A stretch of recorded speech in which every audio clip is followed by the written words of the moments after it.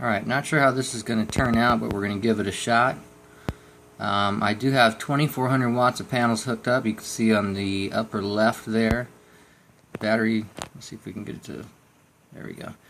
Battery voltage 26.61. It's trying to get up to 28, which is the absorption voltage.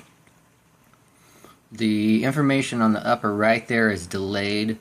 That's kind of your sweep where it's looking for the best MPPT setup, I guess you could call it, or whatever you want to call it. You can see the heat sink there, 49 degrees Celsius. Battery temperature is real good, 28 Celsius. It's cloudy out right now, so it's not optimal at all. The Morningstar 60 amp MPPT controller at 24 volt battery bank is rated for 1600 watts. I have seen 1600 watts. If you're wondering why I hooked up 2400 watts, it's because you never actually get that wattage out of those panels. Looks like we got a cloud burst here going on. That's where the cloud moves out of the way of the sun, and the panels suddenly get hit with a full burst of sun there. So there's 1414 watts and so on. And then it drops right back down there as the clouds come back. So I have I got 12 panels out there, 200 watts each, 24 volts, and they are in sets of 3 now. So you can see the array voltage sitting at about 73 volts. On the upper right there, the sweep voltage there is 93, so that's your high, kind of your peak, probably what it saw from the cloudburst there. And it's going to bounce around here. I am drawing current off the batteries. I'm pulling about 250 watts off of them, so what I do is skimming, and that's just where I try and charge the battery bank to full, but I come up with enough solar panels or input energy to cover the loads I have plugged into the inverter that's pulling out the batteries, and I'm going to get more detailed into that later. But the idea here is I have a logic controller that allows me to turn on and turn off the inverter through some programming that I'll show you in some later videos. And it also allows me to sense whether or not I have grid power.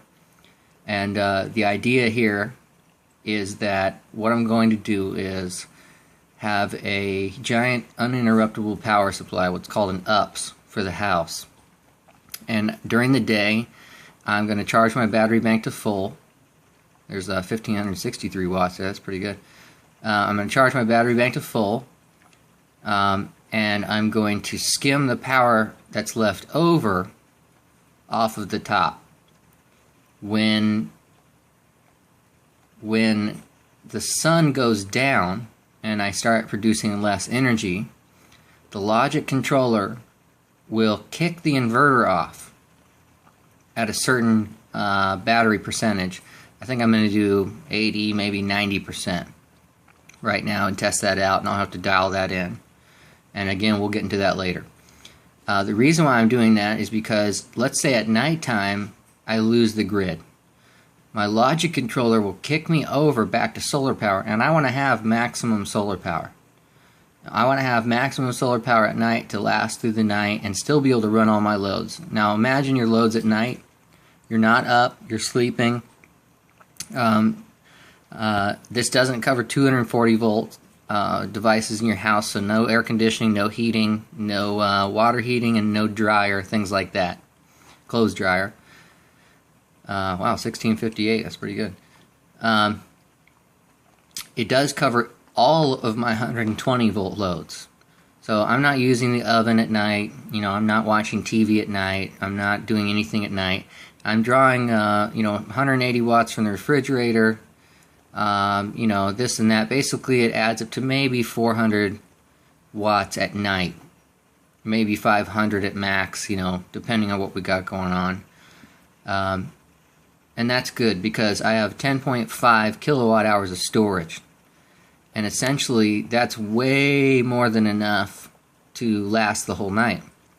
And the reason I do that is because, if I have a couple of rainy days where I'm not really getting any power, what that allows me to do is have ample battery storage over those days. So you kind of compensate. You know, I have way more panels than I need. I have way more battery storage than I need, and that's just overcompensating for the bad. So I got 2400 watts of panels hooked in, for example. I'm only going to get maybe 67, 70%, something like that, out of those panels with a few bursts. You never really get over 80% of what the panels are rated for, ever, unless you get really good bursts or you're tracking the sun or something like that, and we're going to get into that. But this is just to kind of show you what I got going on right now. So I'm going to keep this short because I'm going to talk your head off otherwise, and we're going to get into this stuff later. And I just wanted to give you a little demonstration of what I'm seeing and explain to you where I'm going with all this. So plan for the worst, hope for the best, and we'll see you guys in the next video.